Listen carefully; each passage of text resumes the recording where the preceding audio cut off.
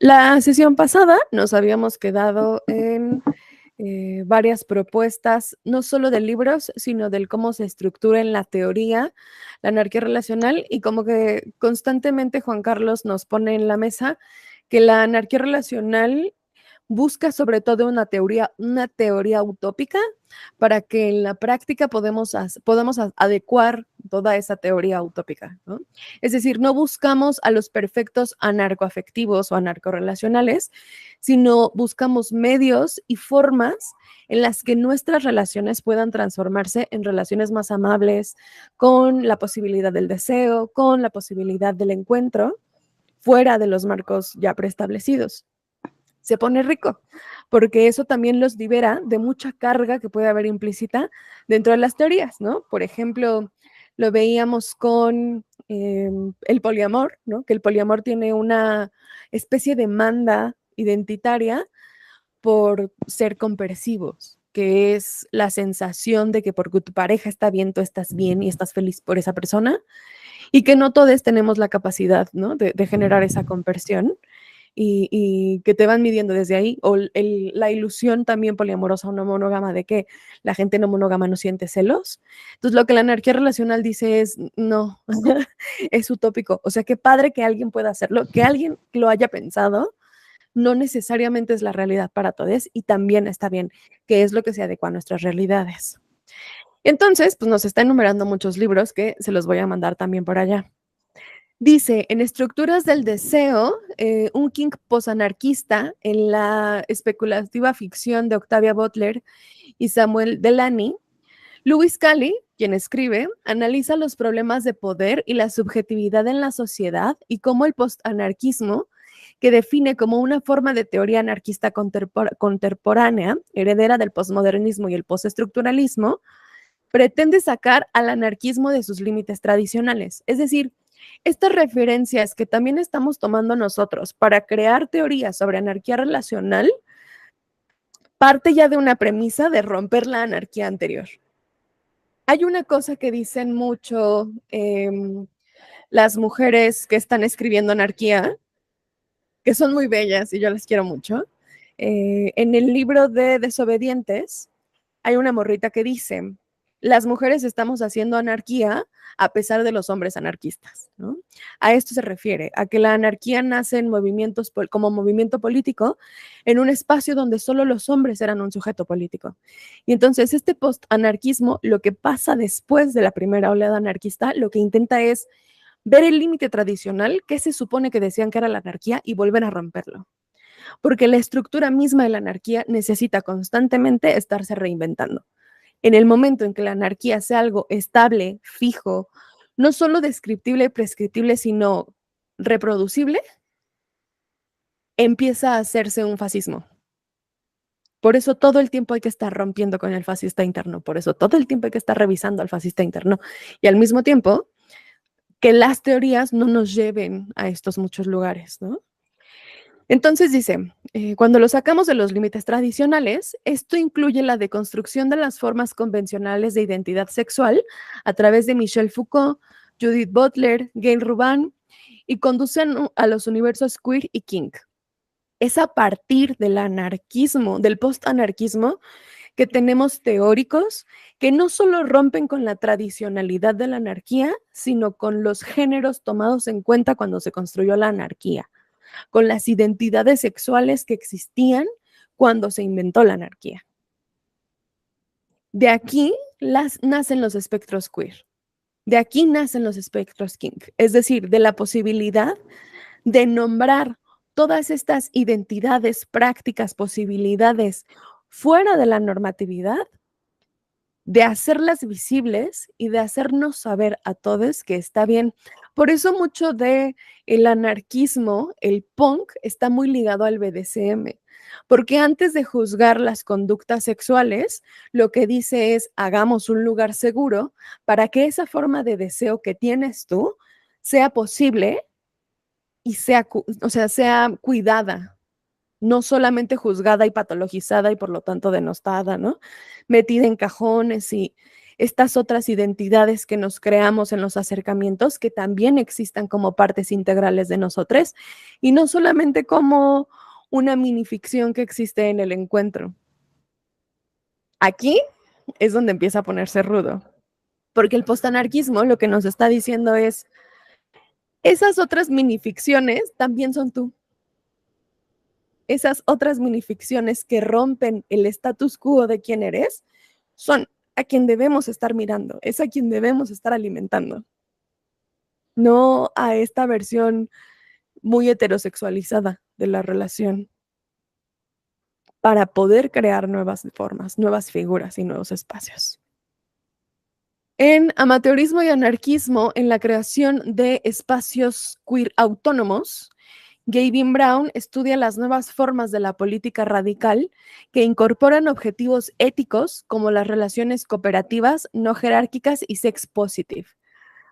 Es decir, empezamos a encontrar después del post-anarquismo lugares y espacios para lo que se denomina en Estados Unidos como queer, que lo vamos a ver un poquito más adelante, que es todo lo no heterosexual y todo lo no heterosexualizado. Y entonces desde allí, desde este posicionamiento queer, desde lo raro, desde lo incómodo, empiezan a hacerse estas políticas de cuidado y de ternura, de romper la jerarquía, porque en la jerarquía es donde lo queer, lo no normativizado, lo no normable, puede ser restringido y puede ser reprimido. Entonces, en este lugar somos sex positive. ¿Quiere decir que queremos que cojas con todo el mundo? No. Quiere decir que queremos que hagas con tu cola lo que tú quieras, con quien tú quieras, como tú quieras.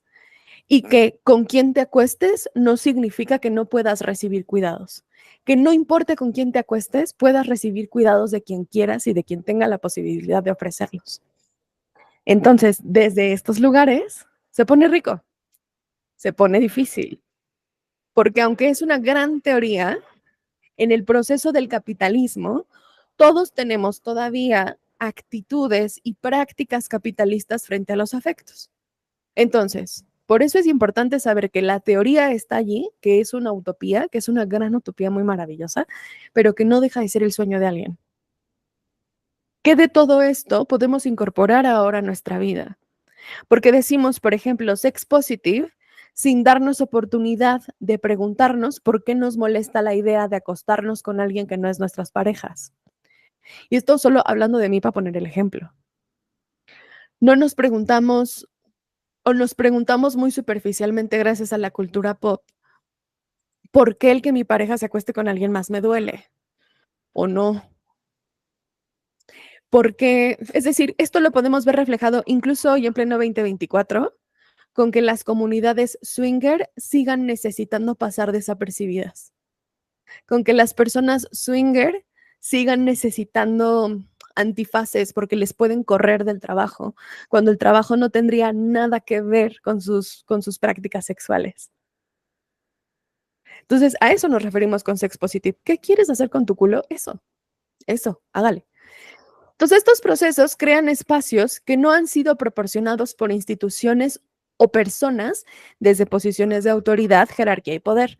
Por eso son verdaderamente autónomos y su funcionamiento es autogestionado. Es decir, esto mismo, los espacios swinger. En México hubo un movimiento, una colectiva que se llamaba Cuarto Violeta, que era un lugar de encuentros eróticos sexuales con otras mujeres, solo para mujeres, sáficas o lésbicas, y tenían un montón de cuidados, ¿no? Y cosas alrededor muy bonitas que permitían que esos encuentros, si quisieras escalarlos, podían escalar, pero si querías que solo fuera ese encuentro, era ese encuentro y nada más. Y este lugar no estaba gestionado ni por lugares de gobierno, ni por estructuras jerárquicas, ni por el INSEX, ni por nadie, más que por las propias mujeres. Y así ellas podían decidir y crear su concepto de espacio seguro y les podía dar la autonomía de moverlo a cualquier parte de la ciudad si querían. Hacerlo en casa de Perenganita, poner talleres. Es decir, de otra forma, acérquense a las colectas, digo, a las colectivas autogestivas de sus ciudades. Vayan y conozcan los espacios comunitarios de universidades, de alcaldías, estos espacios que no dependen del gobierno.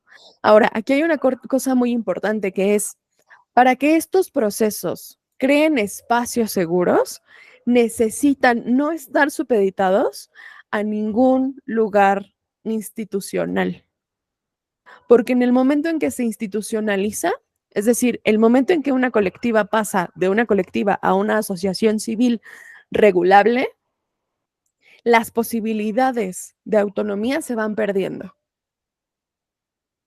No puedo elegir qué quiero hacer porque tengo que seguir el reglamento. Entonces, nomás tengan ojo en ese, ¿no? En ese rubro. ¿Quiere decir que todo lo institucionalizado es malo? No, lo necesitamos. En este momento, en este contexto que atravesamos, lo necesitamos. Pero si podemos crear espacios autogestables, mejor. Si podemos crear espacios de gestiones micro, comunitarias, mejor. Porque la comunidad va a saber mejor que la institución qué necesitamos. Porque la comunidad somos nosotros. Y la institución lo que hace es replicar el modelo una y otra vez. Finalmente, el Congreso No Monogamias y Intimidades Contemporáneas en conferencias, organizado en el marco del proyecto europeo de Citizenship, Care and Choice, las micropolíticas de la intimidad en Europa del Sur, encontramos diferentes descriptores en la convocatoria que están relacionados con la anarquía relacional. En las contribuciones aceptadas en las 3 ediciones celebradas, aparecen también análisis muy alineados con todos estos conceptos. Es decir, en el primer Congreso de No Monogamias y Diversas Intimidades Contemporáneas, empezamos a ver, claro, le vamos a poner el asterisco de que es en Europa, pero empezamos a ver que la anarquía relacional tomó relevancia, porque implicaba, Leonor Silvestri no lo explica en otros libros, pero implica que la intimidad empieza a salir del espacio interno para existir como espacio político. Ya no solo soy, en mi caso, bisexual closetera y me doy mis besitos con mis amigas y con mi novio, sino es plantarme afuera y decir, en la monogamia la bisexualidad no se ve y no pretendo ni ser monógama ni ser heterosexual. Gracias. Fin. Y en esos lugares donde la gente podíamos pronunciarnos, empezaron a decir, y además no tenemos jerarquías. Y además somos autogestivos. Y además nos gustaría crear un mundo en el que los espacios seguros los determinemos nosotros. También en otros eventos académicos del proyecto Intimate se presentaron trabajos relacionados. Es decir, mucha gente para este congreso ya estaba hablando de anarquía relacional, antes de que existiera el término como tal de anarquía relacional. La actividad académica centrada en la anarquía relacional sigue creciendo. El interés por esta nueva propuesta sugiere que probablemente ha venido para quedarse y que su influencia en todos los ámbitos puede llegar a ser cada vez más significativa. Lo que a mí no me parece descabellado, pues porque resulta que el que te digan puedes hacer con tu relación lo que tú quieras y no lo que tus papás dijeron que era una relación, más que atractivo, yo digo que es un poco justa, ¿no? Pero lo iremos viendo. Ahora, vamos a empezar a hablar desde este contexto ya marcado de los colectivos queer, de todos estos lugares que se salían de la heteronorma, de la monogamia, de la heterosexualidad, de las réplicas institucionales, ¿no? De los matrimonios y su aspiración por los matrimonios. Es decir, ya para este punto, para el post-anarquismo, vamos a empezar a hablar de lo raro y excéntrico como una forma válida de vivir, como una forma válida de atravesar el mundo. Entonces, en este lugar, en todo lo queer, vamos a empezar a ver un montón de lo que lo vainilla llama kink, que son todas estas dinámicas de expresión de prácticas sexuales que no son las tradicionales, que no son penetración y que si son, no son de las formas convencionales, que no son el performance de la heterosexualidad, que no están pensadas para reproducción, sino otra cosa, completamente otra cosa. La mirada queer cuestiona el esencialismo y las relaciones de poder en la sociedad y en la cultura dominante en Occidente. Particularizando en el género, rechaza la idea de que este es binario, innato, natural, esencial e invariable. La propuesta queer es la primera que nos dice sexo no es género. Son dos cosas distintas. Leonor Silvestri lo dice como dispositivo político sexogénero para hablar de la identidad de las personas a partir de, ¿no? Separando el sexo y el género. Y nos aclara desde el inicio que este es un dispositivo de control de manera política, porque siempre es performable. Entonces, niega también que el género, binario, natural, innato, esencial e invariable, exista, no existe, ni está dictado por la biología. Es decir, los genitales que tienes no son lo que determina tu identidad. Puede poner opresiones, significados e incluso valores frente al capital, pero cómo es tu cuerpo no es quién eres. Y a mí esto me gusta porque aunque ellos hablan prioritariamente del género, para nosotras las personas discas, resulta que también es una lucecita en el camino, porque de pronto los colectivos queer le recordaron a la gente, hago las comillas más grandes del mundo, a la gente normal, que los discapacitados también queremos coger. Que lo que ellos llaman discapacitados, también tenemos deseos, también tenemos un cuerpo que nos atraviesa, también existimos en el mundo. Se pone bien interesante porque las propuestas y los cuestionamientos políticos que se hacen desde aquí son cosas que en 2024 no hemos logrado preguntar en voz alta. Apenas podemos idear un responder. Se pone bien bueno. ¿Cómo van? Cuéntenme. Si no, no pasa nada y le seguimos. Todo bien. Por acá por TikTok dice que les está explotando el cerebro. Excelente. Ojalá no salpique muy duro la pantalla ese cerebro. Entonces, lo queer viene a revolucionar todo lo que es la norma. Vamos a dejarlo en esa premisa básica. Todas las identidades normativas, lo queer dice, ¡ja! No, yo creo que no. No, yo creo que nos estamos quedando muy atrasados en esta conversación. Los colectivos queer son los primeros que proponen, por el contrario, que la identidad, el género en particular, es un producto de la construcción cultural, de las normas sociales, de las circunstancias individuales. A esto se refiere esta teórica preciosa cuando dice, no se es mujer, se llega a serlo. Significa que nuestro contexto tiene marcada la identidad mujer y nos la va asignando a partir de nuestros genitales. Y nos dicen no solo que debemos ser mujeres, sino quién es válida para ser mujer y qué tipo de mujer.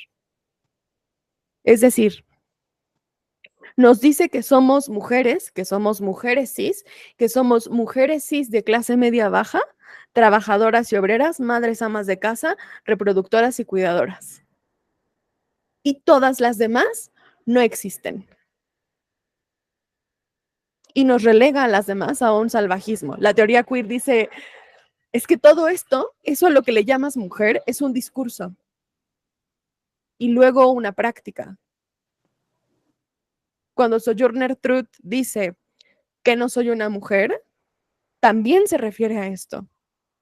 ¿Por qué? Bueno, porque el ser mujer desde la mirada occidental también tiene toda una construcción racista, porque resulta que a las mujeres negras no se les decía mujeres, sino hembras, porque se les salvajizaba, porque en tiempos de colonia se consideraba que todo lo que no fuera blanco era salvaje, era domesticable, era para trabajo duro, no sentía y no pensaba. No nos vayamos tan atrás, ¿no? O sea, no nos vayamos a la colonia si quieren. Vayámonos al comercial del 92 del Negrito Bimbo. cómo hay una blackface horrible en el comercial y se pinta a los niños, no solamente tontos porque son niños, sino porque son negros. Y desde allí, estos conceptos de la occidentalidad, de la identidad, son racistas, son clasistas, son genetistas, biologicistas. Podríamos irnos con muchos, ¿no? O sea, adjetivos le podemos poner encima un chingo. Y a partir de estos lugares, la norma nos dicta qué es ser mujer. Por eso, en muchas de las posturas queer, la pregunta no es ¿qué eres?, sino con qué te identificas. No importa si es un arquetipo, no importa si es una práctica, no importa si es una figura. No nos importa tu asignación biologicista. La pregunta de otra forma es, ¿qué quieres ser? Como Barbie, ¿qué quieres ser? ¿Con qué te identificas? ¿A ti te gusta ser salvaje? Bueno, pues eres un alma salvaje. ¿A ti te gusta ser, ¿no?, calladita, recatada? Eso. No porque seas morra, sino porque tu identidad la estás construyendo desde ahí. Lo que me lleva a preguntarles, ¿ustedes qué quieren ser? ¿Qué les gustaría que conformara su identidad si no estuviera atravesada por el discurso de sexo género? Se pone bien rudo, ¿no? Lo queer siempre lo me encanta porque además lo queer siempre lo ridiculizan, siempre lo hacen menos, siempre se burlan de ello, ¿no? A mí me toca ver mucho que cuando hablamos de lo queer, la banda, pues eso, ¿no? Lo denosta y resulta que no es tan fácil.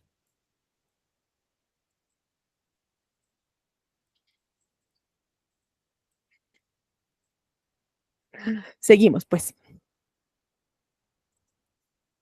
Debido a ese cuestionamiento amplio y crítico con lo normal y con lo normativo, la teoría queer tiene el potencial de deconstruir jerarquías, diferencias y ejes de control y dominación por parte de estructuras sociales y también de unas personas sobre otras.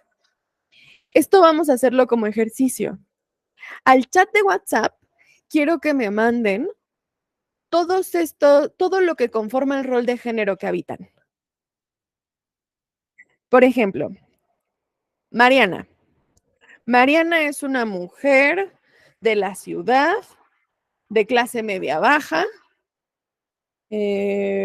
blanqueada, porque por supuesto que soy una aspiracionista de miedo. Y entonces, el rol de género que me toca es ser cuidadora, porque soy mujer, pero cuidadora abnegada, porque he sido blanqueada y aún así me ha tocado la esclavitud emocional y la esclavitud de los cuidados. Me toca ser regañada, pulcra, muy, muy limpia, porque eso se espera de las mujeres en el entorno que yo habité. Porque todo esto, todas estas descripciones de lo que hay que hacer y de lo que se supone que es ser una mujer o un hombre, lo vamos a meter en un collage para elegir lo que queramos ser. Porque en una de esas ustedes dicen, yo estoy hasta la madre de cuidar y no tachan la casilla y está bien. Y no queremos que esto forma parte de la identidad. Se oye como si me fuera a salir muy fácil de mi ronco pecho. No, va a estar, hombre, va a estar rudo. Va a estar rudo, va a estar padre. No es una sesión que, o sea, no es un ejercicio que vamos a tener esta semana y ya, sino es un ejercicio que vamos a construir a lo largo del tiempo, para que a lo mejor podamos al final de nuestras sesiones hacer un jueguito de mesa de las identidades queer. Del elija su identidad, revísela cada mes, por si quiere hacer algo más. Bueno, cuando nosotros cuestionamos, en este caso el género, desde lo queer, también estamos cuestionando ¿por qué a partir del género somos ciudadanos de primera o de segunda categoría? Dicho de otra forma, ¿por qué hubo mujeres que tuvieron que vestirse de hombres y cambiarse el nombre para poder tener, no sé, derecho al trabajo, derecho a casarse? ¿Cuántas historias no conocen de la revolución de mujeres que tuvieron que trasvestirse para poder casarse frente a lo político, aunque fueran dos mujeres?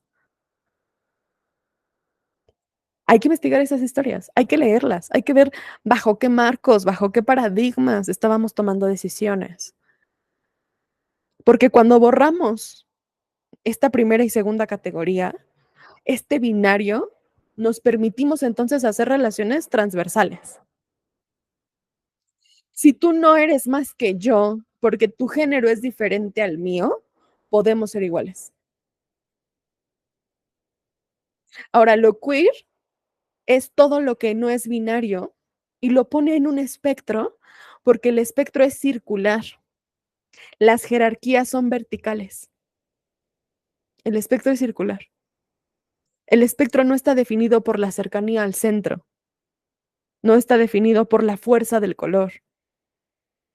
El espectro nomás está y se repite infinitamente. Y estar en cualquier lugar es igual de válido. Y en la jerarquía, si no ocupas el primer lugar, corres el riesgo a que atenten contra tu vida. De manera simbólica o literal. Chan, chan, chan, chan. La anarquía relacional, por su parte, propone evitar la binarización de las relaciones sexoafectivas y de amistad. Cuestiona la idea de la familia tradicional y en concreto la pareja heteronormativa reproductora, sea de forma natural e innata de la relación, y discute también los privilegios de tipo de relaciones sobre otros. Es decir, lo primero que pregunta la anarquía relacional es, ¿qué hace de diferencia entre tus amantes y tus amigues? Tangiblemente, ¿cuál es la diferencia? ¿Que no cogen? ¿A poco coges con tu pareja para siempre toda la vida de la misma forma, en los mismos, ¿no? En los mismos lugares, en las mismas cantidades? ¿Quieres menos a tus amigues porque no coges con ellos? ¿Quieres más a tu pareja porque coges con ella? ¿Cómo funciona ese en medio? Ahora, si lo extendemos a esta anarquía relacional contemporánea, también nos preguntamos cuál es la diferencia de valor para ti de tu amor, de tus amores, de tus amigues, de tus conocides, pero sobre todo de tus desconocidos. ¿Qué te lleva a tratar a los desconocidos como si no importara? ¿Cuál es esa diferencia? ¿En qué radica? ¿En cómo te sirven? ¿En lo que te ofrecen? Y eso es lo que cuestiona. Porque si es en cómo nos sirven, entonces estamos teniendo tratos mercantiles. Si queremos más al otro porque nos sirve mejor, es un trato mercantil. No es tan raro porque el concepto del amor ¿no? Contemporáneo viene del resultado de una transacción. Por supuesto que va a ser transaccional. Dice por acá Nara, luego si algo está definido como pareja está cañón, si no quieres coger, porque entonces, sí, claro, entonces no me quieres, por supuesto. O al revés, si de pronto se te antoja coger con una amiga, ya, seguro son novias. Güey, ¿por? Ya, cásense para toda la vida. ¿Por? Entonces, ¿qué es lo que nuestra primera pregunta en anarquía relacional es, ¿qué separa a los amigos de los amores? Ese amor que le profesas a tus amigos y tus amores, ¿en qué se diferencia? ¿Cómo eliges que alguien sea un amigo o un amor? Porque si lo eliges por atracción, es sobre el sexo. Es decir, si caemos en este reduccionismo de, pues es que mis parejas me atraen, ¿no? ¿Será una confidencia más profunda? No lo sé, porque pienso en los terremotos no hemos necesitado la confidencia, sino la búsqueda de la salvaguarda de la vida. Y eso nos ha llevado a movilizarnos de estado a estado, hasta de país a país. A veces no queremos saber ni quién es el otro, nomás que esté vivo. Lo que está pasando ahorita con Palestina, pues.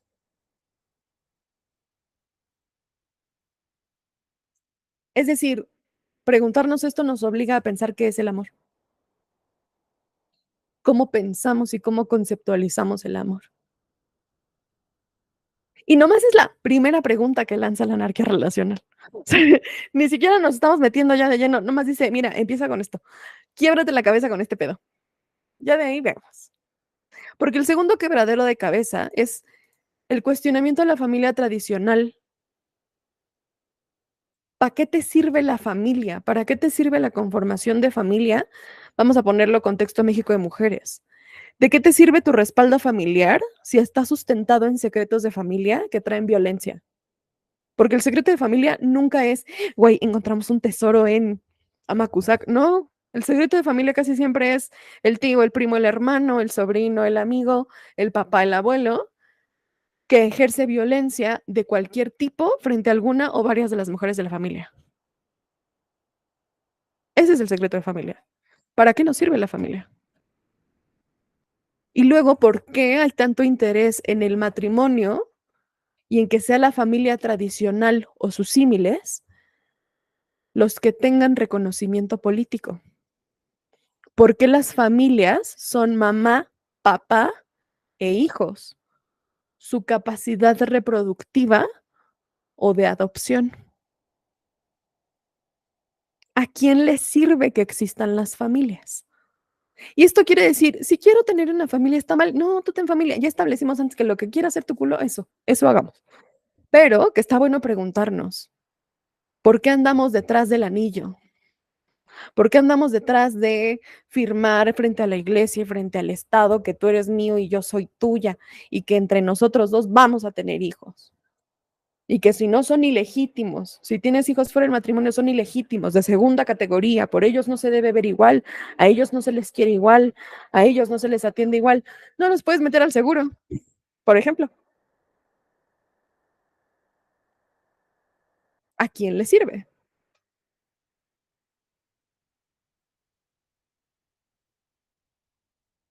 Dice por acá Nara, la familia no sé qué tanto me sirve a mí, pero la estructura tradicional sí le sirve al sistema capital para la reproducción de bienes y de trabajadores, efectivamente. Es decir, esta pregunta sobre la familia no solo es sobre para qué a ti y a mí nos sirve, que estaría bien interesante preguntarnos, porque muchas veces la familia también ha sido el dispositivo de protección. Es decir, muchas veces, a pesar de que la familia es nuestra primera violentadora, también es la primera que se pone al pedo si alguien más te violenta. Es una cosa rarísima. Pero es importante que además desde aquí nos demos cuenta cómo lo político, el cómo funciona el sistema, también es personal. En la afuera, esta bien y reproducción se ve reflejado en micro en las familias. Ahora lo estamos viendo desde esta sistematización. Piensen en las violencias. Ya se los había dicho. Pero toda violencia que haya en el Estado la pueden ver reproducida en la familia. Piensen en las marchas. ¿A poco no cada vez que se le hacías de pedo a tu papá o a tu mamá? Ya no que se le hacías de pedo, que hacías tu huelga de hambre, que decías, hoy no quiero comer, te tocaba regañiza, grito o en el peor de los casos una putiza. Que si no hacías la tarea o desobedecías, grito, regañiza o en el peor de los casos una putiza. ¿No es un poco lo que pasa con las marchas? Puedes marchar, pero dentro de ¿no? Dentro de este cuadrito.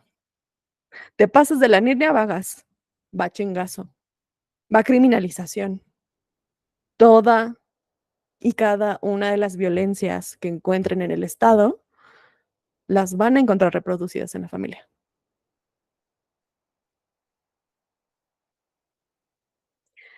Luego,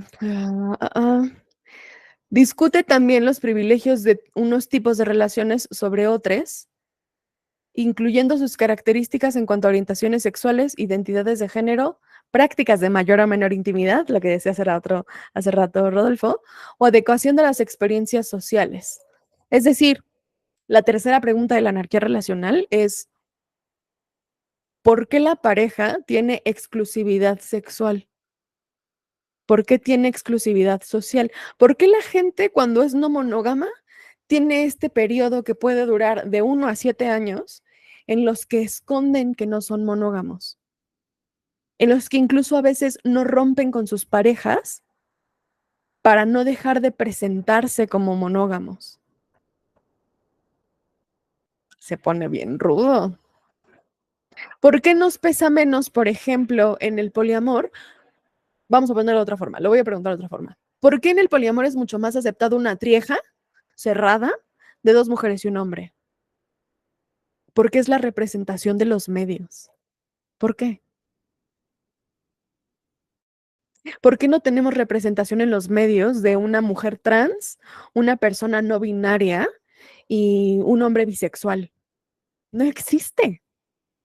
No hay serie, película, no hay referencias públicas. Eso es lo que también nos pregunta la anarquía relacional. Y luego también nos pregunta, ¿por qué en tu relación monógama, si eres heterosexual, como ya se presumió, ¿no? Como se asume que debe ser la relación, si eres vato no puedes tener amigas, y si eres morra no puedes tener amigos? ¿Por qué suponen un peligro para la pareja? ¿Por qué me puedo poner celosa de tu mejor amiga si soy tu pareja? ¿Por qué me enojo si tienes confidencias en las que yo no quepo con tu mejor amiga? Dicho de otra forma, ¿por qué hay parejas que se encabronan cuando no saben todo sobre sus parejas y sobre las amigas de sus parejas? Es decir, ¿no hay ahí un orden de control también? ¿No hay un orden de jerarquía? Y entonces se trata de romper todas estas jerarquías, se trata de desestructurar esas formas identitarias de las relaciones. Y luego, por último, la adecuación a las expectativas sociales. ¿Por qué mi relación tiene que justificarse todo el tiempo frente a lo social? Yo, Mariana, todo el tiempo tengo que estar diciendo, no soy monógama, los dos son mis parejas, los dos son vínculos significativos, a los dos los quiero de la misma forma, no tengo la misma relación con cada uno de ellos, ¿no? ¿Por qué tenemos que justificarlo todo el tiempo? ¿Por qué tengo que usar la palabra pareja para que la gente lo entienda? ¿Por qué no puedo decir vínculos significativos y que la gente nomás acepte que significan algo, aunque no sepa el qué? ¿A quién le sirve? Entonces, la anarquía nos propone todas estas preguntas para adecuarlas a nuestro día a día y luego entonces desde las prácticas, desde estos refrendos, o sea, las prácticas como refrendos del discurso, la anarquía nos dice, cambia tu práctica para dejar de refrendar el discurso jerárquico. Deja de tratar feo a la señora que es tu vecina que no topas, nomás porque no la quieres. Deja de tratar culero a la mejor amiga de tu mejor amiga que te cae gorda, nomás porque no la quieres. Trátala con dignidad, trátala con amabilidad. Eso es desestructurar la jerarquía. No me importa si me acuesto o no contigo, no me importa cuántas veces me acuesto contigo, no me importa si te veo 1 o 10 veces. Voy a colaborar en el cuidado de tu dignidad. ¿Estás bien? ¿Te sientes bien? ¿Necesitas algo? ¿Te gustaría que paráramos? ¿Hay algo que te gustaría hacer en específico? Ya no solo con el sexo, con las relaciones afectivas, con las relaciones de convivencia. Dice Rodolfo, quizá porque convivimos con tantas generaciones al mismo tiempo. No mames, yo no voy a tratar con cariño a mi cuñado violentador de mi hermana, de mis sobrinos. Eso nunca. Claro, pero no sin dignidad. Y esa es la separación. La dignidad no necesita amor. Y dignidad no significa que lo recibas en tu mesa. A lo mejor dignidad sí significa que busquemos el trato justo. Ahora, de nuevo, esta es la teoría. Tienes todo el derecho a no querer hacerlo, porque la teoría no tiene que recaer sobre la práctica de uno solo. Todos, va bien. Tampoco se me peleen con sus propias decisiones. Va bien. Nomás necesitamos notarlo, necesitamos toparlo. Porque claro, de nuevo, la anarquía sin las estructuras y las redes alrededor no es más que el fascismo de toda la vida. No nos propone cosas nuevas. La anarquía no nos propone cosas nuevas si no hay redes afectivas alrededor y solo nos expone a más violencia, a más explotación. Entonces, justo, los límites se marcan en nuestras posibilidades. Por eso la anarquía desde el inicio nos dice, no vengas a seguir teoría, no vengas a hacerte el santo patrono de la anarquía relacional. Ve en qué lugar estas prácticas a ti no te ponen en riesgo o te ponen en un riesgo tolerable que estás dispuesto a tomar. Ahora, no funciona igual precisamente desde esta construcción del género, porque yo pienso en mí y yo como morra no puedo darme el lujo en mi construcción identitaria personal, ¿no? No puedo darme el lujo de poner el límite porque me pone un poquito en riesgo cuando ponerme un poquito en riesgo puede salvar a mi hermana. Entonces, mis límites tolerables del riesgo son unos muy distintos a los de, no sé, mi vecina. Dice Nara, pienso que dignidad también puede ser no querer tratar a alguien antes que elegir maltratar y castigar. Exacto. El trato digno es decir, no estoy dispuesto a tratarte, me retiro de la mesa. O en mi casa esto no se hace y eso incluye que te sientes en mi mesa. Es decir, no se trata de buscar que todo el mundo lo lapide, sino que entienda que hay espacios en los que no tiene cabida. Porque una de las cosas importantes es la anarquía, en tanto pelea o en tanto discute y cuestiona las jerarquías, va a discutir y cuestionar el sistema punitivo penitenciario. La anarquía nunca va a luchar por la crueldad con los presos. Nunca va a luchar. Incluso el mismo concepto de que haya presos no es algo que a la anarquía le caiga bien. Porque al quitarle la libertad de deambular en el espacio público, estás atentando contra su dignidad. La pregunta que plantea la anarquía es, ¿cómo hacemos que el trato digno no choque con los derechos humanos básicos, necesarios para la vida? Y qué cabrón encontrar que en nuestro día a día esa disyuntiva existe consistentemente. Porque la jerarquía nos dijo que mientras más poder tuviéramos, más despliegue de poder pudiéramos ostentar, más capacidad de que nos valieran verga los derechos humanos básicos y el trato digno teníamos. Si soy más poderoso, me puede valer más madre el que está abajo. Literalmente así funciona la opresión. ¿Qué puedo obtener del que está abajo?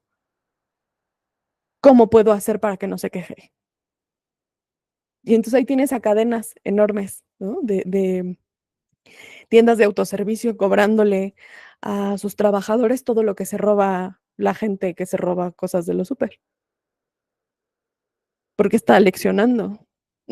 Por ejemplo, nomás por poner un ejemplo, las marcas de tiendas departamentales de ropa, que si tú te robas un abrigo de 150,000 pesos en una tienda departamental, lo que va a hacer el gerente de tienda es cobrarle ese abrigo a los trabajadores del turno para que aprendan que no tienen que descuidar el lugar, porque la empresa ni de pedo va a perder eso. Y lo más cagado es que todas las cosas de la empresa tienen un seguro. Entonces, por eso hay que romper la jerarquía, porque la anarquía apuesta por la integración. Es decir, parte de lo que plantea la anarquía también frente al punitivismo es la gente que comete crímenes es gente que no tuvo redes. Lo plantean de una forma muy simple en un libro para niños. Dicen, un niño que comete una travesura o un delito es un niño que no tuvo adultos cuidadores alrededor, que nadie le prestó atención y que nadie le enseñó cómo funcionaba el entorno. El niño no le está fallando a la comunidad le está fallando al niño, porque no hay quien lo guíe, no hay quien lo acompañe, no hay quien le instruya a descubrirse.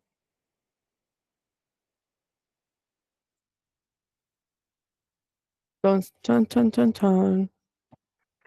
Dice Aidin, esto me recordó el TikTok que un chico hizo diciendo que no le quiten el título de feminista a quien abusó de él porque lo considera un acto punitivista. Por supuesto, que además el título feminista es un título autogestionable y autoimpuesto. Y entonces lo que propone este morro es que ser feminista no quita que seamos ejecutoras de violencias porque vivimos en el sistema capital, porque las opresiones que vivimos no solamente son a partir del género. Es decir, lo que él quiere Sí, les voy a pasar el video al chat de WhatsApp. Lo que él quiere cuando denuncia a su agresora no es que no le permitan ser feminista, porque eso no le permite deconstruirse y darse cuenta de las cosas que hizo y reposicionarse. Solo quiere no estar cerca de ella. ¿Qué estamos haciendo con las funas, por ejemplo? Las funas son un método punitivista, es una humillación pública. Empezaron como un espacio de, amiga, yo te cuido, esta persona hace estas cosas, porfa, cuídate, sábete que si te las hace a ti no eres la única y hablemos de esto cuando lo necesites, ojalá que no te lo haga. Y pasaron a ser un acto de humillación pública. Es decir, ¿cuántas funas no han visto que tienen la intención de que corran a la gente de sus trabajos por actos racistas, ¿no? O por actos clasistas o de género? ¿Y cuánta gente se ocupó de explicarle a esa banda por qué estaba culero lo que estaban haciendo? Porque lo que nos interesa no es que la gente cambie, es tener a quien castigar. Y eso suma a la declaratoria del capital, eso suma a ¿no? a la declaratoria de la jerarquía. Yo no quiero castigarte, lo que la anarquía dice es yo no quiero castigarte, yo quiero preguntarte en qué no estás teniendo una vida digna. Porque pon tú que eres una persona que la popificación llama neurotípica, que tu cabeza funciona como se supone que tienen que funcionar las cabezas. Implica que hay algo en el sistema emocional que no está siendo provisto, que no está siendo visto y no está siendo atendido. Y eso implica que hay una falta de cuidado de salud emocional. Que, sorpresa, se supone que es algo que el Estado da. Y fuera del Estado se supone que es algo que las familias procuran. La negligencia también se ve de esa forma. Y al mismo tiempo son métodos de supervivencia que tuvo que vivir la persona para tener que defenderse así de lo que considerara un riesgo. ¿Y por qué hay personas que interpretan la ternura como un riesgo? Esa es una pregunta importante. Y así nos podemos ir. O sea,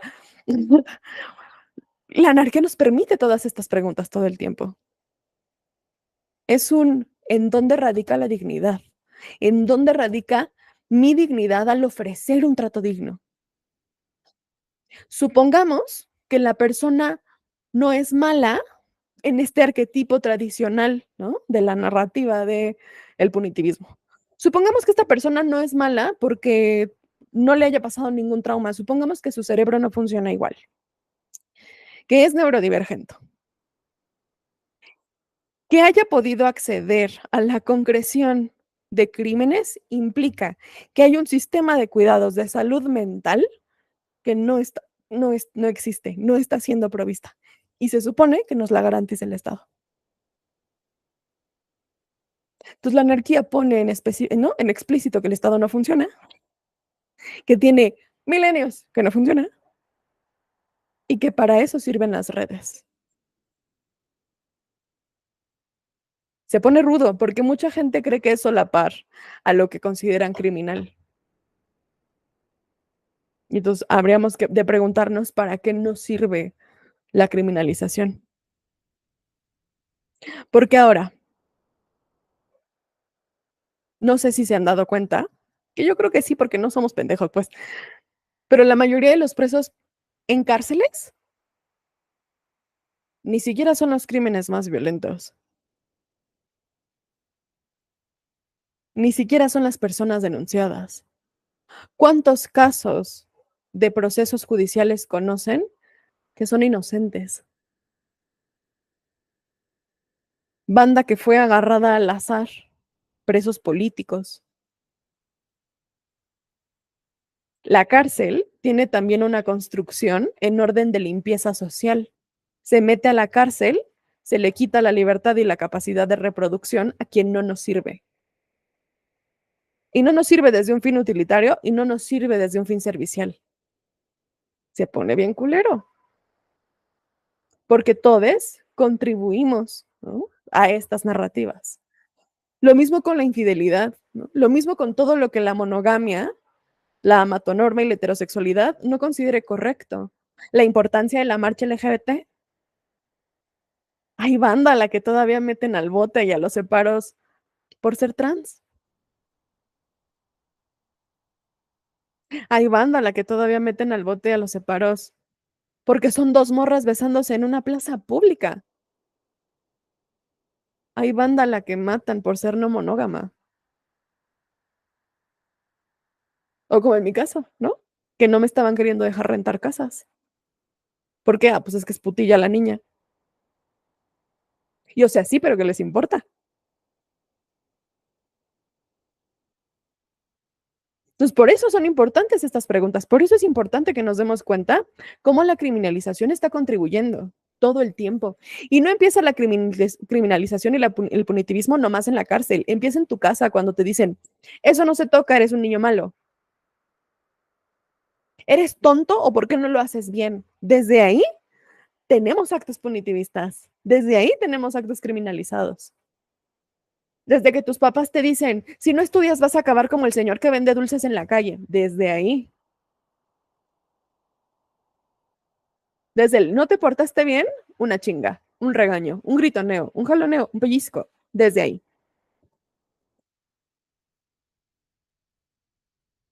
Se pone bien rudo. Ahora, la energía no es fácil, la anarquía relacional no es fácil, porque la misma, ¿no? El sistema de integración que tenemos emocional es generar culpa por todo lo que ya hicimos. Y al mismo tiempo sentir que no tenemos salida porque lo seguimos haciendo. Por eso la anarquía nos propone qué acto, por más pequeñito que sea, puedes modificar hoy como un hábito. ¿Ya tomaste agua? ¿Fuiste al baño cuando querías ir al baño? ¿Pudiste no andar con prisas todo el día? ¿Pudiste saludar a la señora de la tienda en buen pedo sin entrar a la tienda? ¿Pudiste no centrar a la persona con tu coche cuando venías muy rápido? ¿Pudiste no atropellar a un perrito? ¿Pudiste no patearlos o no gritarlos porque son perritos de la calle? Empieza desde esas pequeñas cosas. Empieza desde esos pequeños actos. Empieza desde no revisarle el celular al otro para ver con quién te está poniendo el cuerno, sino preguntar, decir, "Güey, me siento inseguro, insegura, insegure por estas cosas. ¿Me cuentas? ¿Quieres hablar de esto?" Empieza desde esos lugares. No es fácil, no va a ser fácil, porque la anarquía nos pone en la cara todo el tiempo y por eso no es fácil, nos pone en la cara todo el tiempo la sistematización de la que somos parte.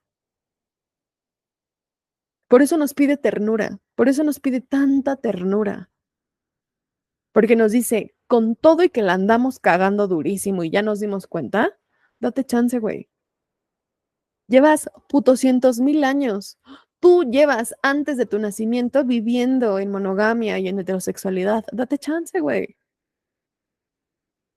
No significa que te des licencia de ser un homófobo, ¿no? Significa que si un día se te sale, digas, puta,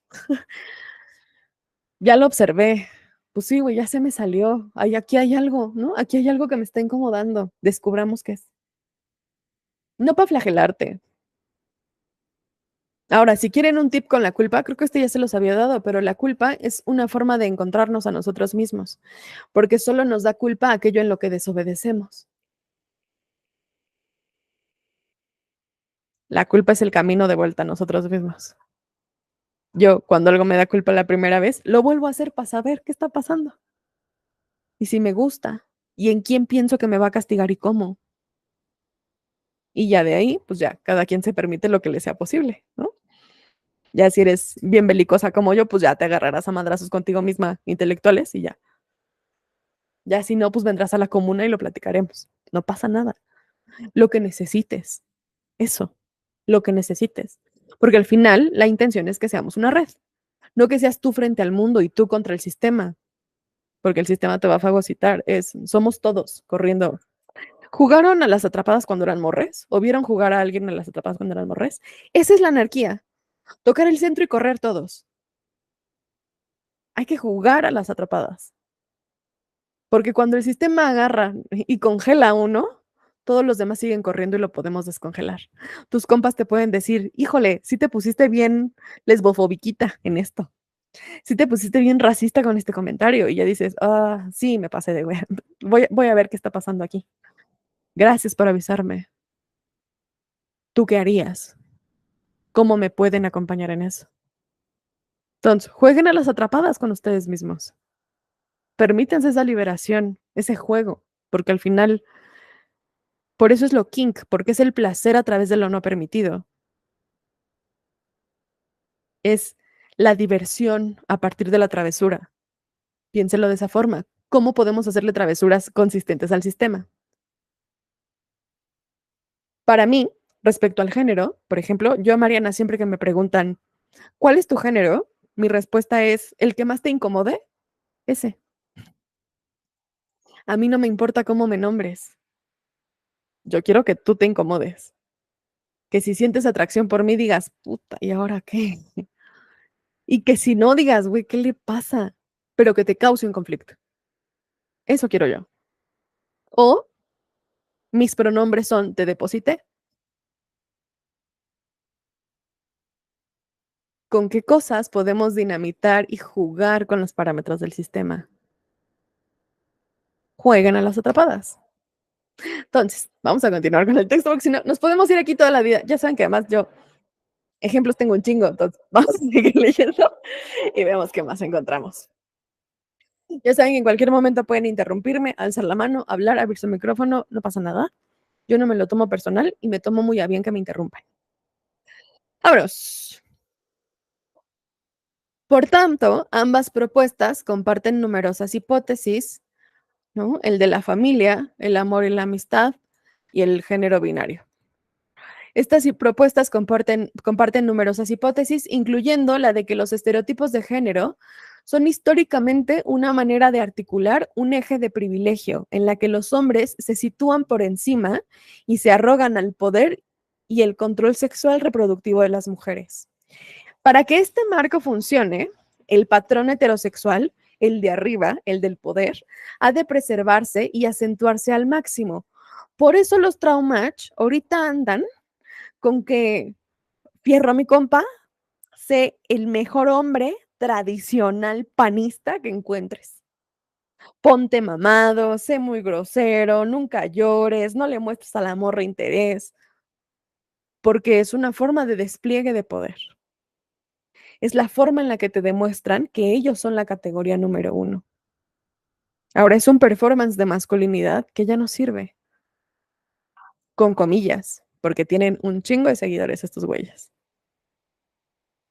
Entonces, este patrón, el heterosexual, ha de preservarse y acentuarse al máximo, condenando, invisibilizando y erradicando cualquier manifestación que se aleje de la heteronorma y el binarismo sexual. Es decir, se han dado cuenta que en la comunidad gay existe la reproducción del género binario cuando a los hombres masculinos no les gustan los hombres con pluma. ¿A qué nos referimos con hombres con pluma? Hombres que son con un performance muy femenino, muy abierto, muy juguetón. Y entonces los hombres mask, además, tienen este heteropassing, parecen heteros. Es la reproducción del sistema heterosexual, de la heteronorma, del binarismo. ¿Quiénes son las personas homosexuales que se pueden casar? Las que emulan a la familia tradicional, las que tienen planeado adoptar crías, las que pueden hacer reproducción del sistema binario de género. Esas son las personas que nos pusieron como ejemplo para matrimonios homosexuales. ¿A quién le sirve? Es decir, es la reinterpretación de los mismos roles de género de toda la vida acoplados a diferentes cuerpos. Por eso traen mucho ahora también esta mamada en TikTok y en YouTube y en todas estas plataformas de el sagrado femenino y el sagrado masculino. Y el sagrado femenino es suave, grácil, callado, obediente, divertido, ¿no? Amoroso. Y el sagrado femenino es el que se mueve, el que toma decisiones, el que tiene el dinero. Es la misma de siempre. Son roles de género tradicionalistas. El pedo de energías femeninas y masculinas. El pedo de arquetipos femeninos y masculinos. Son los mismos roles de género una y otra vez, una y otra vez, una y otra vez. nomás en discursos esotéricos, en discursos mágicos, en discursos de la personalidad. Por eso les decía, pongan en la mesa quiénes son desde su rol de género y vamos a hacer, ¿no? Toda esta construcción alrededor de qué queremos performar, qué queremos ser, para que la identidad sea algo transitorio que yo experimento todos los días. Hoy experimento ser cuidadora y no definitivo, tengo que cuidar para siempre. Y veamos cómo nos va con esa flexibilidad con nosotras mismas. Veamos qué flexibilidades nos pide con el otro. La palabra queer empieza a usarse en este sentido en Estados Unidos en los años 90, en lo que se ha llamado la tercera ola del radicalismo sexual. Las dos primeras olas fueron los movimientos iniciales de la defensa de los derechos de las personas homosexuales a principios del siglo XX y el movimiento de liberación de gays y lesbianas en los 60s y 70s de este siglo. En un empeño emergente por visibilizar la diversidad de miradas, inclinaciones, deseos y expresiones sexuales, desmarcándose de los patrones normativos. Es decir, el nombre queer aparece para las identidades después de haber luchado por los derechos básicos de la vida digna de las personas homosexuales. Y luego, por la lucha de los derechos básicos del placer y del deseo de la identidad pública de las personas homosexuales. Y entonces viene esta tercera ola que nos dice, puedes no solo ser, ¿no? Puedes no ser homosexual y aún así no ser hetero. No tienes que ser hombre o mujer. Hay una diversidad afuera que es importante que sea nombrada.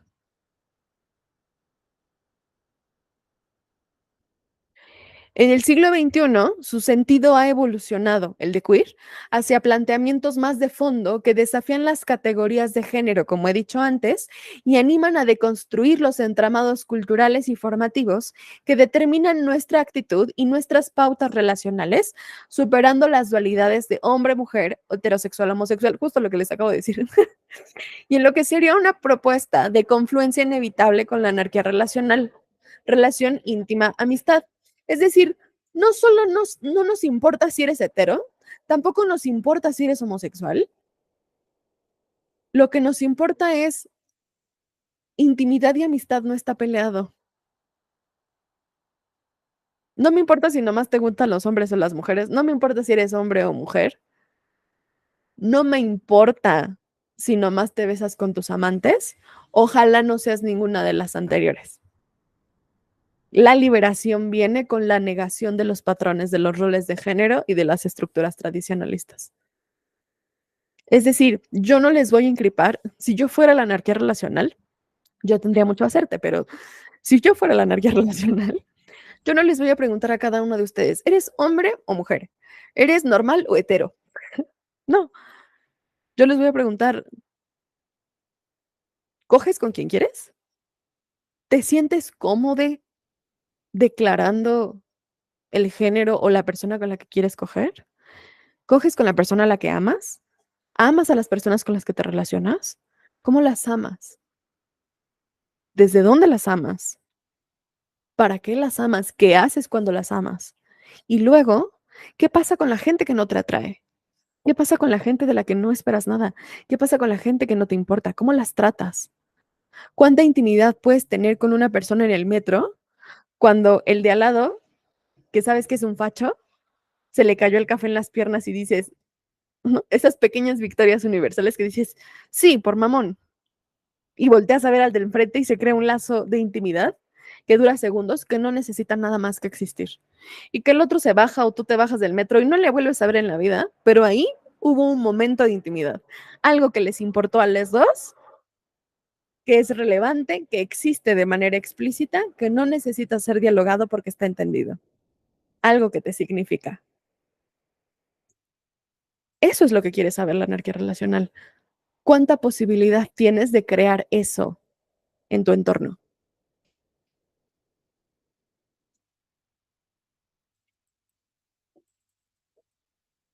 Ahí voy, ahí voy. El esencialismo, que desde la visión queer se impugna, propone que hay ciertas características que definen a la categoría asignada de ser humano. Los niños tienen pene, las niñas tienen vulva, que no te engañes. Me engañen, si naces hombre, eres hombre, si naces mujer, seguiré haciéndolo. Esta sentencia cisexista y transfoba del autobús de la Asociación Ultracatólica de Extrema Derecha, hazte oír, que recorrió España a principios del 2017, haciendo paradas en colegios de las ciudades que iba visitando, refleja hasta qué punto son importantes los cánones estereotipados, rígidos e inapelables a la hora de mantener las sociedades encausadas dentro de los límites que no amenacen el orden y el sistema. Lo planteamos de otra forma. Seguimos teniendo interiorizado que lo no cis y lo no normativo es malo, tan así, y nos damos cuenta cuando no nos permitimos hablarlo con los infantes. Lo pongo de otra forma, yo me doy cuenta cuando relaciones de padres tienen conflicto y tienen interiorizado que los van a castigar por ser no monógamos, que un ser superior, esotérico, físico, los va a castigar por ser no monógamos, cuando le ocultan sus no monogamias a las infancias o a sus hijos. No solo cuando dejan, ¿no? O sea, que no lo nombran y que se naturaliza o no, sino cuando hacen esfuerzos por ocultarlo, porque si no es malo, ¿por qué lo ocultas? Y entonces viene el prejuicio del sistema, eso que tenemos internalizado. Ese prejuicio funciona tanto que hay una coalición de extrema derecha en España que iba con estos camiones a las escuelas. Es decir, no les preguntaban a los niños si sabían qué eran los genitales, cómo funcionaban, de qué manera podían o no ser tocados, de consentimiento. No, nada de eso nos importaba. Por eso la educación sexual integral parte de preceptos anarquistas. No nos importa cómo te nombres. Sábete que la dignidad no radica en cómo te nombres, no radica en la identidad que tengas. El trato digno tiene que existir desde que tú existes. El trato tierno, el trato amable no está subjetivado ni supeditado a la identidad que tienes. Tienes derecho al trato digno solo porque existes. Y entonces, en este tipo de ejemplos, ¿no?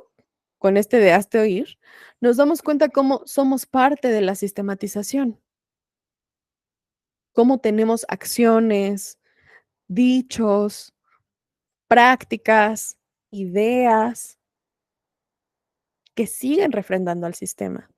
Y que este sistema, ¿no? De nuevo lo de la culpa, no es para que nos dé culpa, es ese sistema existe antes que nosotros y va a existir todavía, yo supongo, 1 o 2 siglos después. Lo que estamos construyendo hoy con la anarquía relacional es el cimiento para relaciones libres. Implica que nosotros todavía vamos a tener mucha chamba y que quienes siguen después de nosotros van a tener mucha chamba y ojalá la tengan más fácil. Ahora, los estudios respecto a posturas políticas a partir del género ¿cómo se llama? Con la generación centennial no dan mucha esperanza, pero miren, crucemos chonguitos. Ojalá que sea más fácil para ellas. Bueno, según alcanzamos las primeras etapas vitales en las que percibimos una aparente autonomía personal, construimos una idealización de nuestra identidad y de nuestro futuro de acuerdo a esos cánones. Escuchamos enunciados categóricos del estilo, de pronto serás un hombre hecho y derecho, ya eres toda una mujer, o ya va siendo hora de que tengas novio o novia. Ahora, uno pensaría que esto se le dice a adultos autónomos, ¿no? Como dice aquí el texto. ¿Les ha pasado que a niños de kinder les pregunten eso? Porque en mi pueblo es muy común que a los niños de kinder les pregunten, ¿y cuántas novias tienes? ¡Wow! Tienes 6, eres un gran hombre. Y el morro tiene 4 años. Esta idea loquísima de que las personas, ¿no? Que viven y atraviesan el mundo a partir del arquetipo femenino, ¿no? Del sistema, las llamadas mujeres por el sistema, El día que tenemos nuestra menarca o nuestro primer periodo eh, de ovulación y de deprivación, se nos diga, ya te convertiste de niña a mujer, como si ese pedo fuera un botón.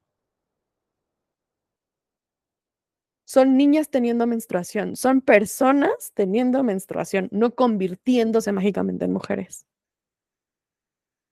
O que la que nos pasó a muchos, ¿no? Les pasó a muchos hombres, hermanos mayores. Cuando tu papá se muera, vas a ser el hombre de la casa. Tienes que ser un hombre hecho y derecho. Y el güey, tengo 5 años, ¿de qué hablas? Es decir, toda nuestra formación está diseñada para ser hombres y mujeres del sistema. Todo el tiempo. Todo el tiempo es ese ping pong. Transitamos rituales de afirmación de género, de inserción en el mercado de las relaciones, de exaltación de la responsabilidad. A ver, vamos con ejemplos. Transitamos rituales de afirmación del género. Por ejemplo, en México es muy sabido que a los 15, 16 o cuando los hombres varones del sistema presentan su primera pulsión sexual, haya papás que los llevan a puteros para que se haga hombrecito, ¿no? Es un ritual de afirmación de género. A las mujeres se nos da la fiesta de 15 años, el último regalo. Es un ritual de afirmación de género.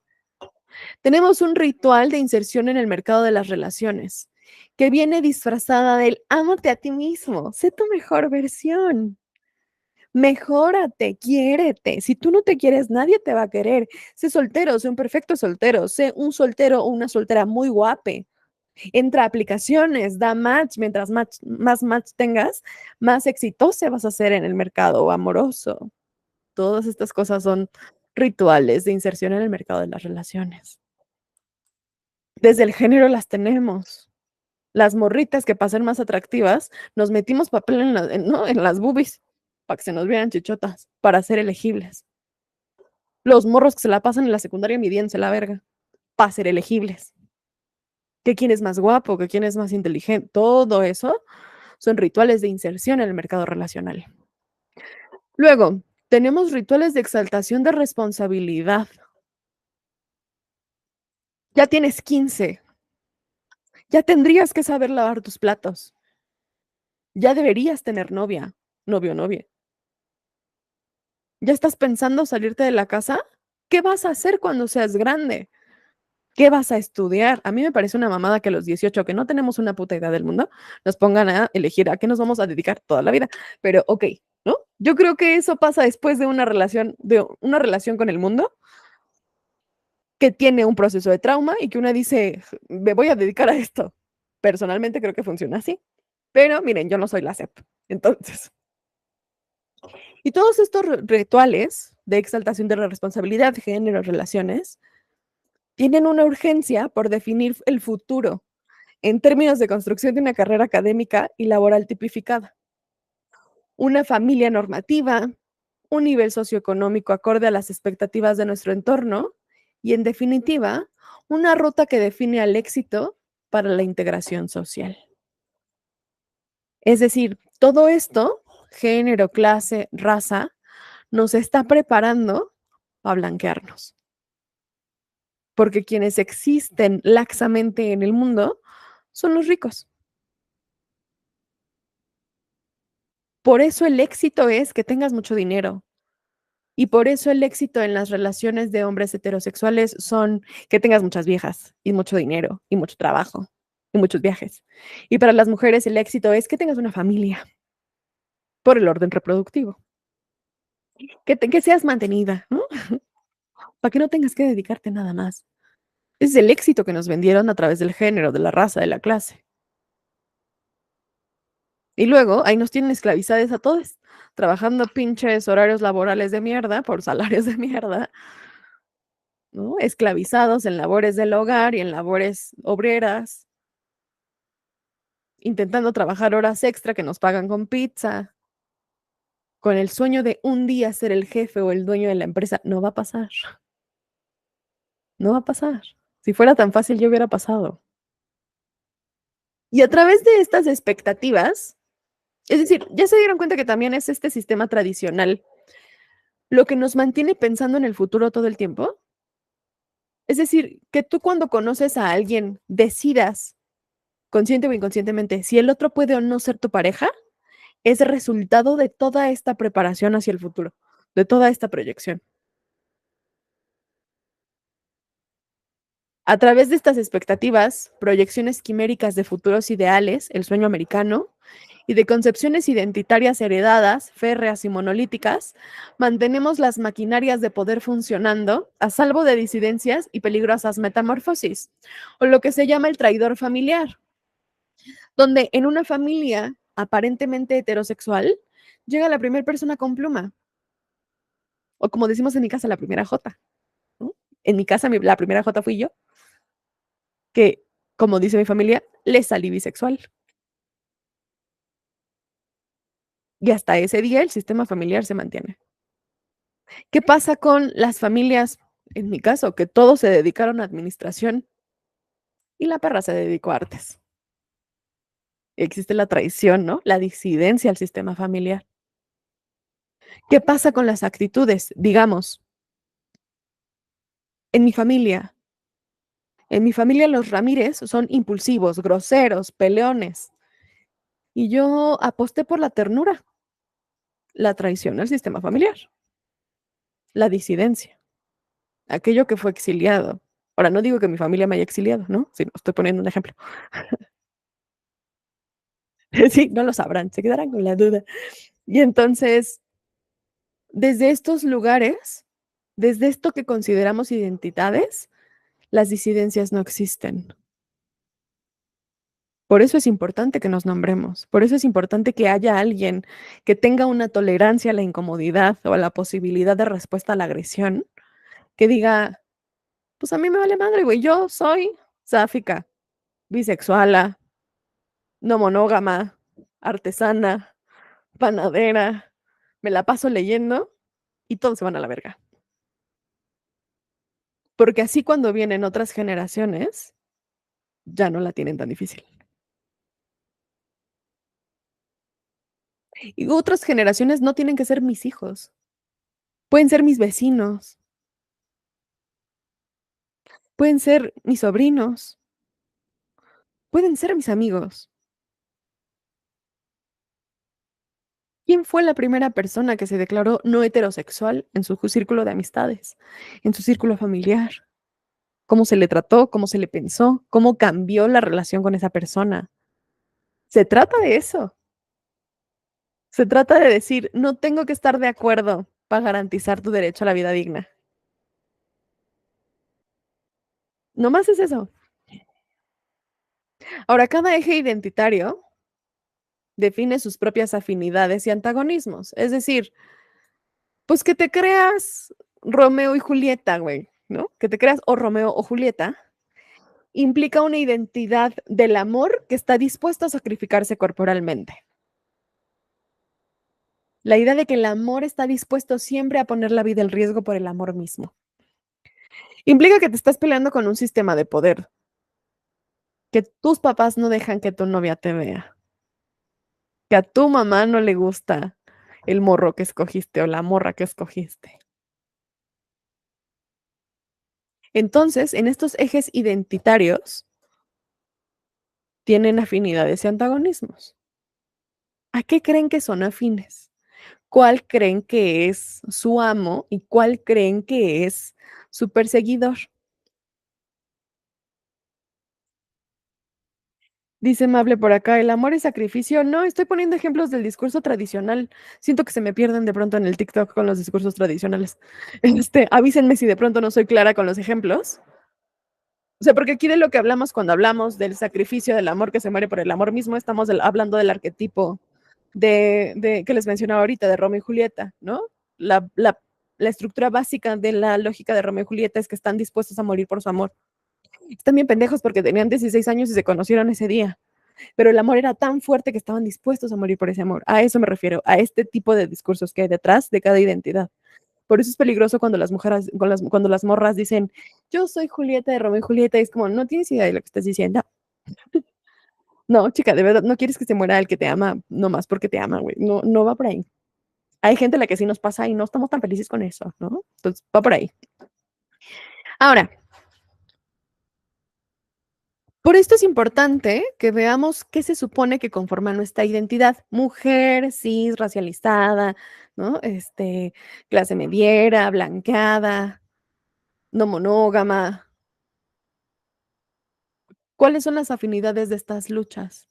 Porque la conjunción de todas estas dimensiones de disparidad da lugar a un equilibrio construido mediante la disolución y deriva de las luchas y rebeliones. Es decir, por eso nos ponen en la mesa todo el tiempo que lo cis está en contra de lo trans, que lo heterosexual está en contra de lo no heterosexual, que la monogamia está en contra de las diversidades afectivas. O este discurso tradicionalista de las mujeres trans vienen a borrarnos a las mujeres, que a mí me parece una sentencia bien compleja que tendríamos que desentramar sobre el borrado de mujeres, ¿no? El, los no monógamos vienen a quitarnos lo sagrado de las relaciones, como si tuviéramos un rayo desacralizador, ¿no? que le quitara lo sagrado a las relaciones que miramos. El sistema se alimenta de esos antagonismos. Cabe entonces no entrar en los juegos de antagonismo. Nos va a ser difícil, nos va a doler, pues sí, sí, o sea, aceptémoslo. Porque no solamente es pelear con el facho de afuera, es pelear con el facho de adentro. Es pelear con aquello que señalo me permite no preguntarme. Cada vez que yo digo que el otro está mal, me permite no preguntarme, me permite construir la barrera de falsa comodidad que tenemos.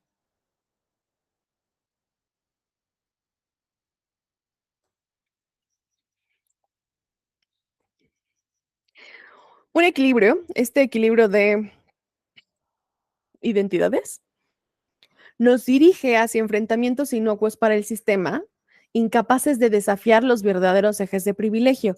Es decir, que tu tía crea que porque tú eres no monógama te vas a querer acostar con tu tío, pierde el foco del sistema de privilegios de la monogamia y de la heterosexualidad. Pierde el foco. Cuando tú dices no monógama y la gente se centra en con quién coges y cuántas veces coges, perdemos el foco de que lo que estamos cuestionando es por qué las mujeres están subordinadas en las relaciones heterosexuales monogámicas. Y eso es lo que no podemos permitir. Es decir, son estériles estas conversaciones de ¿qué es mejor? ¿La no monogamia o la monogamia? Ay, no, perra. O sea, la conversación es otra. Porque no podemos definir qué es mejor o peor, porque es volver a jugar con las mismas herramientas. No es sobre qué es mejor o peor, es sobre qué te hace bien a ti. Porque a ti, mujer, que no puedes acceder al seguro social porque no estás casada, no te voy a decir, sé no monógama, perrita. Paga, este, paga médico particular cuando vives en el culo del mundo y no tienes acceso a salud. O sea, es estúpido. Son conversaciones estériles. Susan Song, en Poliamor y Queer y Anarquismo Queer, Posibilidades Infinitas para la Resistencia, desde Estados Unidos, sin conocer todavía o sin mencionar la propuesta de la anarquía relacional, que ya se había empezado a extender por Europa, menciona que, como personas anarquistas interesadas y trabajando en áreas de política sexual y en la lucha contra todas las opresiones, podemos crear una forma queer anarquista de relacionarnos que combine los principios anarquistas de ayuda mutua, solidaridad y asociación voluntaria con un análisis queer de la normatividad y el poder. Podemos usar la teoría queer para conceptualizar nuevos modos de relación que se enfrenten al patriarcado y otras opresiones, creando un formato de relación social específicamente queer anarquista. Es decir, las relaciones anarquistas estaban chidas porque son asociaciones libres, ¿no? Solidarias, voluntarias. Cuando le metemos lo queer, cuando aceptamos que vamos a hacer lo no normativo, entonces podemos hacer relaciones a medida. Entonces podemos hacer esta camaradería amorosa de la que hablan otros autores. Podemos ser amigues de nuestros amantes antes que solo amantes. Podemos crear relaciones que no tiendan a crear una familia tradicional, incluso cuando queramos tener hijos.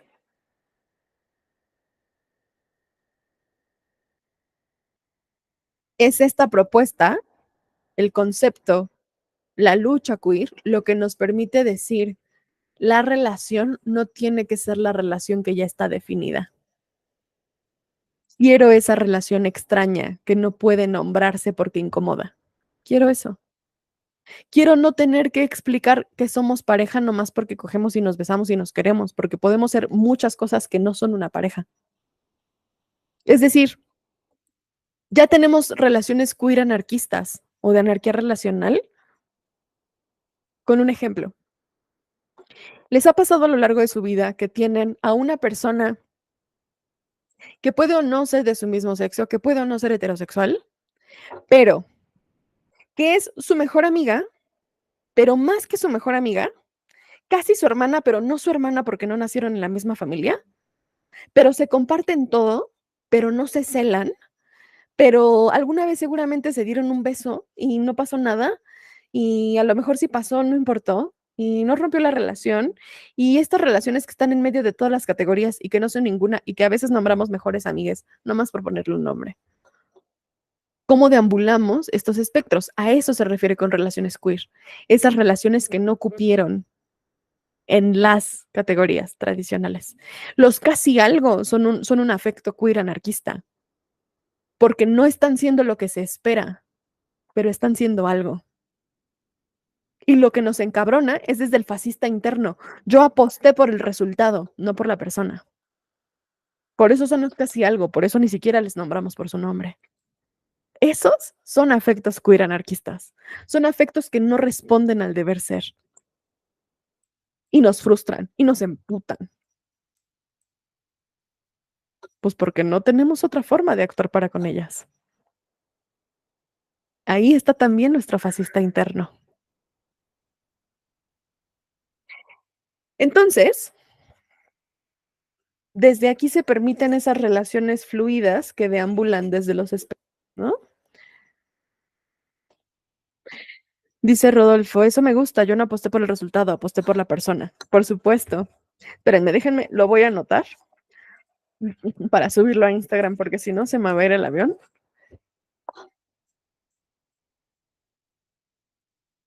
Como apuesta por la persona y no por el resultado. Y los casi algo son afectos queer anarquistas, porque no responden al deber ser. Dice Aidin, yo tuve tanto esas relaciones y justo las nombraba mejores amigas y no tenía ni idea. Por supuesto. Qué chido, o sea, qué chido que encuentren que ya eran, ¿no? Ya tenían prácticas anarcoafectivas, porque luego creemos que es una cosa como de otro mundo, ¿no? O sea, inaccesible, inalcanzable, un pedo raro. Ya las tenemos. Ya disentimos al sistema, nomás no nos hemos dado cuenta. Porque en nuestras narrativas intentamos otra vez constreñirlos al sistema para no ponerlas en riesgo. Permitiendo entonces de estas relaciones múltiples formas fluidas de identificarse y relacionarse sexualmente que vayan más allá del binarismo gay hetero. Unas prácticas queer anarquistas permitirían desafiar al Estado y al capitalismo, además de las opresiones y normas sexuales que subyacen frecuentemente a estas y otras formas jerárquicas de relación social. Cuando tú dices, yo me llevo bien con mi casi algo, propones que no tiene que salir bien ni tiene que salir como el sistema dicta para que sea disfrutable, para que sea rico, para que exista. Tratar bien a la gente que te cae gorda o elegir no tratarla es otra forma de decir, yo no voy a caer en pedagogías de la crueldad, como diría la Segato. Yo voy a elegir no maltratarte solo porque no te quiero tratar. Yo voy a elegir no humillarte solo porque no sé cómo conectar contigo desde este enojo que siento de lo que tú haces. ¿Cuál es el binarismo en el que están atrapados? En eso que dicen, ¿es o no es? ¿Funciona o no funciona? ¿Se hace o no se hace? ¿Cuál es ese binarismo que nos atraviesa? Para poder empezar a romperlo. Vamos a dejarle aquí, porque otra vez estuvo muy rudo. Otra vez fue una tras otra, tras otra, tras otra. ¿Cómo se sienten? ¿Qué piensan? ¿Cuáles son las cosas que les vienen a la cabeza? Ninguna, ya estamos hartos también, es una gran respuesta. Rodolfo, adelante. A ver, ¿se oye el micrófono? Ok. Ah, con muchas dudas, cuestionamientos de la formación que he tenido en 53 años respecto al tratamiento que debo tener hacia mí mismo con los demás, sobre todo con las relaciones afectivas. Pues obviamente hace 50 años no había posibilidad de tener estos accesos y eran más informales que otra cosa. Y no había redes sociales, ¿no? Por supuesto que para que llegara la comunicación en tiempo, pues pasaba mucho. Ya estoy desviando. El chiste es que eh, me siento abrumadamente confortable cuestionándome si realmente todo lo que he estado siendo adiestrado con relación a mis afectos me convienen y son lo que estoy buscando. Respecto a la anarquía relacional, esta la aplico toda la vida. Hay otra parte en lo que he estado haciendo adiestrado y formado para ser Rodolfo lo que es hoy, es la gentileza. Yo siempre lucho por la gentileza y la amabilidad. Eh, es una forma en la que me transito en todos los lugares a los que voy. No soy perfecto, claro que luego se me olvida el afecto y la gentileza, por supuesto, y trato de recordarlo en cada momento, de ceder los pasos, saludar al que no me saluda, sonreírle al que no me sonríe. Personas estoy hablando, no géneros. Y así como trato a mis plantas y a mis animales, del mismo modo le doy la misma gentileza y cortesía a todas las personas con las que transito. Y lo que sí es bien anarquista reconocer que este tipo de actitudes en la sociedad en general, usualmente somos vistos como algo que afrontar. Somos vistos como disidentes en el sentido de que se nos genera una visión de débiles, de manipulables y que podemos generar una incomodidad a la gente, simplemente por el hecho de ser corteses o gentiles. En mi caso me ha pasado con múltiples ejemplos. Y aún así sigo cuestionándome qué más puedo hacer para mí en función a las relaciones que tengo con mis afectos familiares y de amistades. Mi gatito está moviendo la computadora, perdón. Bueno, ya me desvié de nuevo. En fin, anyway, me quedo con esta aflicción muy buena para seguir cuestionándome mis relaciones. Y pues gracias por escuchar. Muchas gracias, Rodolfo. Qué bonito es darnos cuenta que sí lo podemos bajar a nuestro día a día. O sea, que la anarquía no se queda solamente en la teoría, sino que empieza a actuar en nosotros, hasta en la forma de hablarnos. Por eso siempre les pregunto, ¿ya tomaron agua? ¿Fueron al baño desde que querían hacer del baño? ¿Pudieron no andar con prisas con el día? Porque también desde ahí podemos partir, desde el cómo me trato a mí misma, sin explotarme, sin enjuiciarme, sin lastimarme, para que le dé un sentido a algo más. Muy bien, ¿alguien más quiere hablar o podemos ir a descansar, pausar? Todo bien. Muy bien, pues nos quedamos hasta aquí y empezamos el siguiente jueves con los colectivos no monógamos. Porque ya saben que este texto no más escala. Vamos a ver qué nos depara la siguiente sesión. Gracias también a ustedes y pues listo. El día de hoy hemos terminado. Les agradezco mucho que anden por acá, que se